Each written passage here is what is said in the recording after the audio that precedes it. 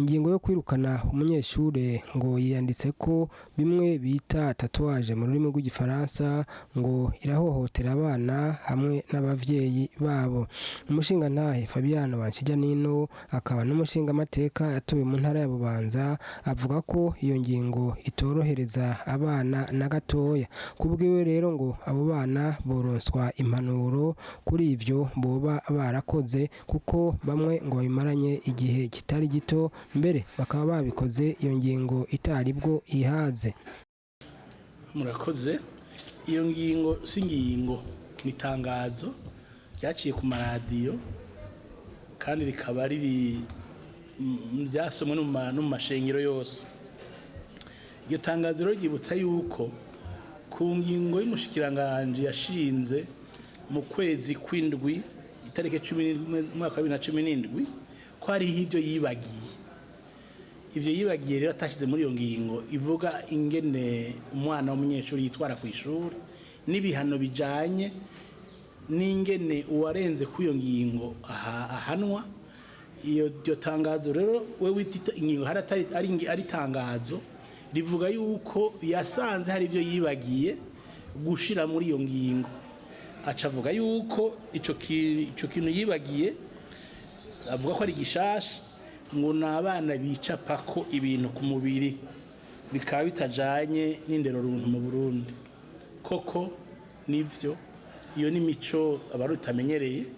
mugabo rero ibintu bigenda bihindagurika kandi abana mu myaka barimwo bakwikira byinshi byo babonye ku mateleviziyo mu masinema hehe kubera bakurikira arugwarukayo n'amabona hari amafilme hari amavideo amatelefoni iki ari mu bintu byinshi baheza bakaraba kumbure kubera kutamenya nico bisigura bakavyishirako. Rero iyo ngingo yafashe nako iryo tangazo rivuga yuko umunyeshuri azofatanwa ibintu icapfye ku mubiri atakibazo azoba gifise mu mashuri y'u Burundi. Ivyo rero kuko atari yabishize muri iryo tegeko ryiwe yashinze yarisubirije itangazo aranemeza yuko abo bantu ngo ari benshi agiye kubarondera kugira ngo ashobore kubirukana mu ishuri. Haraho byamaze gushika umwana umwe kandi n'umwana wiwanje. Uwo mwana yavyiyanditse ko muri 2015 akiri umwaka w'icenda yiga muri ishuri ry'abigenga la Colombière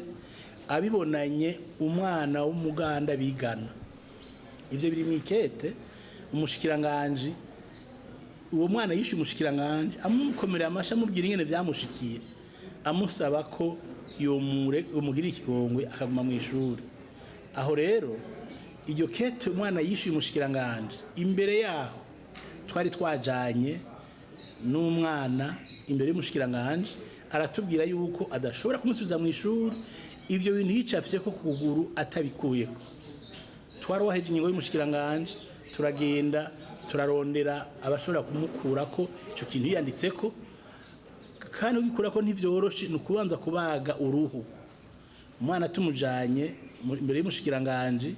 jewe yambwiye ko atamwanya afise kunyakira ko nubandanye ibindi bikorwa aheza mwakira. Amaze kumwiyereka akabona ko byukuri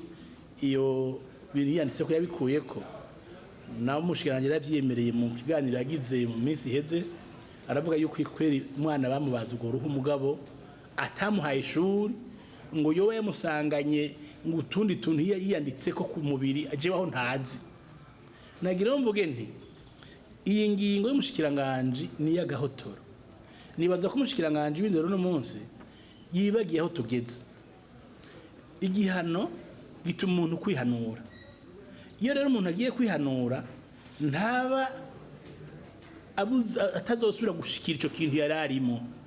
Uno munsi umwana w'uwanje yaramikanye mu ishuri mu Burundi bwose haba amashuri ya leta canka yabigenga. Iyumvire namwe umwana w'umwaka w'amashuri aheza akamirukana mu ishuri ko adasubira ku ishuri ahantu na hamwe mu Burundi haba amashuri ya leta canka yabigenga. Bisigura iki? Agarutse cagiye twarengana kera hamwe umwana w'umwigeme yagira isanganya cyangwa akaba yabiteguye agashurashura agatwarinda bamuta mu gisumanyenzi ivyo ntaho bikiba ivyo gisumanyenzi twarabirenganye umuntu arondera gutanga igihano gituma uri muri co yihanura naho yamusavye ikigongwe akamupfukamira mu ndwi y'abakenyezi ntiyashoboye kumugirira ikigongwe uyu mwana aricaye simbona ingene azogira ubuzima mugabo kumbura Imana izomfasha ko jewe noba nishoboye buhoro buhoro ndamusabira ishuri mu bindi bihugu ariko no kuri ndasavye abantu bose baba bashobora kunyumva batabaza amashirahamwe ya akingira abana ntihagire uwundi mwana numwe agwa mu mporero nk'umwana w'iwanje ku itegeko ryasohotse abo bana barabimaze kwisiga ivyo bintu kandi noneho niyo ryosohoka gushika uno munsi rihari ntigerekana na gato ico gihano ico habwa uwo mwana yisize ivyo bintu itangazo naryo nitangazo ntirisubirira itegeko ahari umushikanje rahihendeye vyobaye vyiza yihanuye ndiko ndasagasagira abantu bose babishobora bagira ibyo bashoboye bose ntagire umwana umusubira kwikanwa mu ishuri mu gihe ivyo byose biriko biraba atani iteko vyisunze kuko utangazo itegeko kandi abana bakwegwa na vyinshi kubera baba bakiri bato abana rero bari mu ishuri yavuze ngo ni benshi cyane abayobozi bariko bariruka bagira amaliste bamurungikira mugabo vyo bavyiza yigaruye akibuka yuko ari umuvyeyi ko ndibaza ko nawe mu buto bwiwe atabuze bya byaramushikiye ku buryo yabona ko avyibuka mu nyuma ko hariho ivyo byarabaye nawe yabaye umwana w'ugwarwa nk'abandi ndasavye rero nshimitse abantu bose banyumva bakuru uko bashoboye kose nagira umwana kwirukanwa mu ishuri kubera iyo tatuwaje mu gihe byose byabaye imbere yuko iyo ngingo yiwe n'itangazo ryiwe risohoka byo bavyiza bamenyesheje mu mashuri ko uwo bazobisangana yavyisize bamaze kubona babifise yuko iyo mwana cyo gihano bokimuha mugabo nahone n'ikibi cyo kwirukanwa mu ishuri bakaraba ikindi yindi ngingo bamuhabwira ashobore kwihanura kuko iyo uhagihana umuntu adashaka kwihanura ntacu ntubumuhanye ni nkuko murazi neza mwese yuko kwisi nzima igihano cyo gupfa bagikuye kubera iki umuntu apfuye n'abacihanuye naho babikuye rero umuntu ari mu gihano ari aja mu gihano kimutuma ahinduka uko yarari agahindura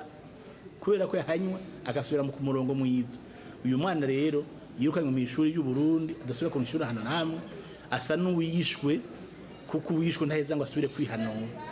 byo baye vyiza bafashe ikindi gihano bamukura amanota bamuhagarika umwaka mugabo akagira ubundi buryo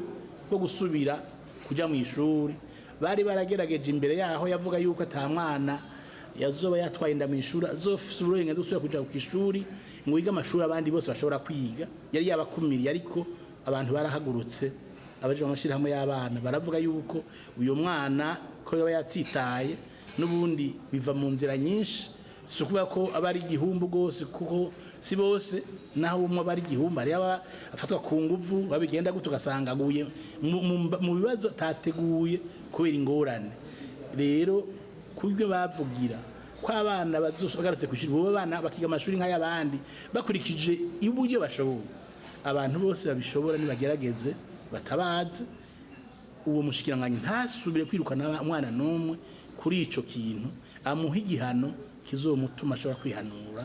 cyo tukija mu nama nshinga amateka mu gihe cabaye inama nshinga amateka yagiye ku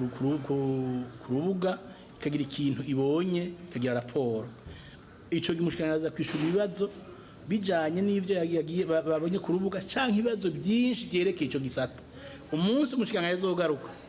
nico kibazo nzoherako kuko cyanye n'indero kandi noneho ibitugo turavuga n'abandi bose bazobimenya nibaza yuko niyawe bashobora kunyumva kw'inama nshinga amateka ko yotegekanya urugendo rw'umugujejwe ivy'indero ukaja kuraba abo bana baba barisize ivyo tatuwaje kugira ngo bahagarikire ngaho basabe igikigongwe ntibahabwe n'igihano kuko byakozwe imbere y'iryo tegeko ariko rero abazobikora ubwa nyuma kumbure babone aho bari bagejeje mugabo ntibazire ibintu byakozwe imbere y'uko itegeko rijaho